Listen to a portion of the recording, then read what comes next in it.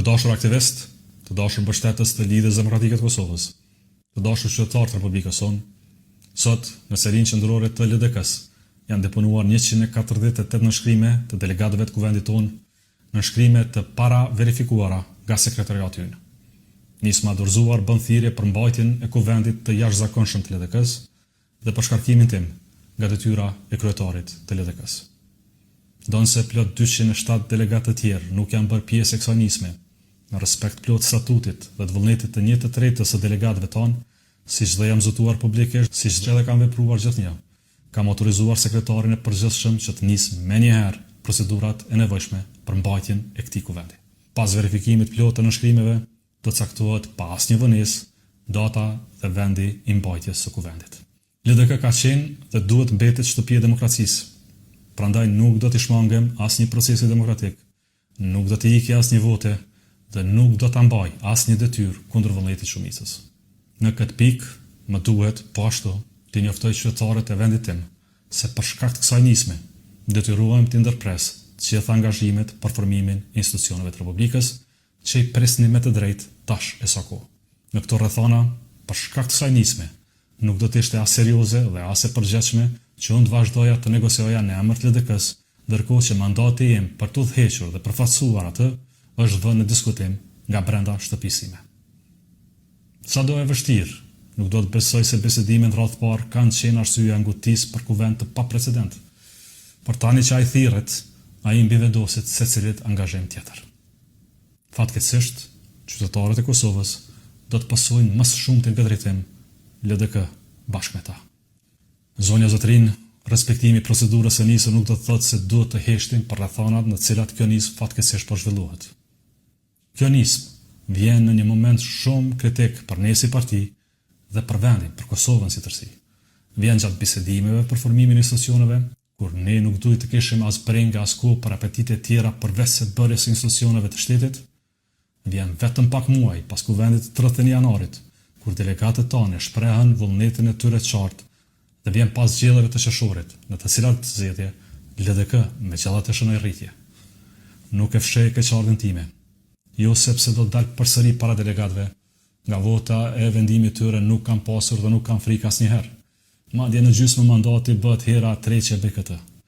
Do të kisha preferuar natyrisht më shumë qetësi e më shumë mundësi për punë.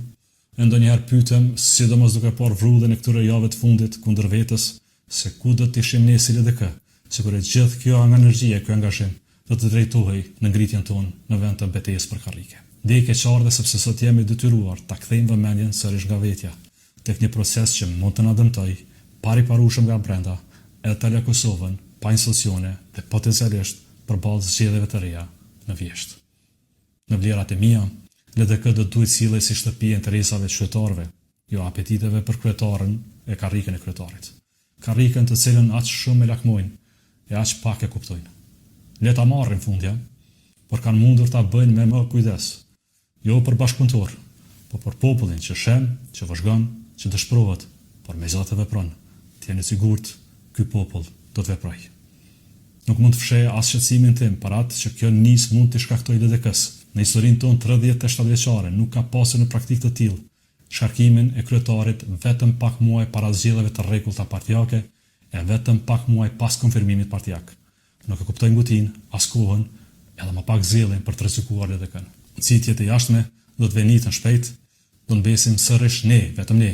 Kjo shtëpi nuk definohet nga ata që projektuan shurin e saj e që në çdo çarje minimale projektojnë për çarje maksimale. Kjo shtëpi ndërtohet vetëm nga antarësia e saj, e tyre ka qenë gjithherë.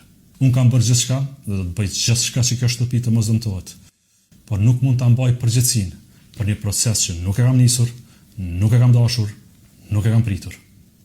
Përgjegjësinë për këtë nismë, për dëmet që mund të krijojë dhe për pasojat që mund të lërë LDK-s dhe vendit, do ta marrin ata që e kanë nisur, e kanë organizuar dhe e kanë zgjedhur ta sjellin në këtë moment.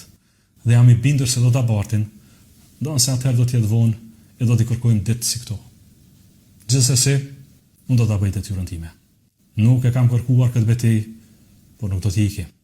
Do të dal përballë me qetësinë që më jep e drejta, me dinjitetin që e kërkon përgjegjësia dhe me vendosmërinë për ta mbrojtur rrugën tonë, siç kam bërë në 3 kuvende deri tani. kam besim të plotë të njerëzit tonë, të gjykimit tyre dhe të fuqia e një shumice që nuk nënshtrohet ndaj presionit, zhurmës apo interesave të çastit. Megjithatë, do ta pranoj çdo vendim, megjithatë, do ta mbroj çdo vendim, sepse asnjë pozitë nuk është më e madhe se besimi i njerëzve, asnjëri prej nesh nuk është më i madh se sa lidhja demokratike e Kosovës.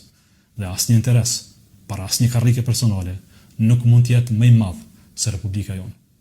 Sot, po ashtu mendjen e kam tek njerëzit tonë, tek gjithë ata me të cilët bashkëstuam në këtë kohë, tek ata që kanë qëndruar në ditët e mira, dhe të vështira, tek ata që kanë dhënë kohë, mund dhe zemër për këtë shtëpi, tek ata që son dinë të lënduar me drejt, shqetësuar me drejt, zhgënyer me drejt nga ajo që po ndodh tek ne.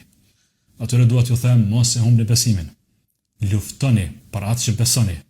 Luftoni me bindje, me dinitet dhe me dashuri për LDK-n. Luftoni me fjalën tuaj, me guximin tuaj dhe me të drejtën që ua jep kjo shtëpi, kjo demokraci. Mos lejoni që zhgënjimi t'ju largoj, mos lejoni që padrejtësia t'ju hesht, mos lejoni që asnjë interes i tyre që kurse dashnë LDK-n të përcaktoj fatin e shtëpisë. Dhe mos lejoni që askush t'ju bind se zëri juaj nuk ka peshë. E ardhmja është në duart tuaja, qëndroni sepse jeni forca e vërtetë.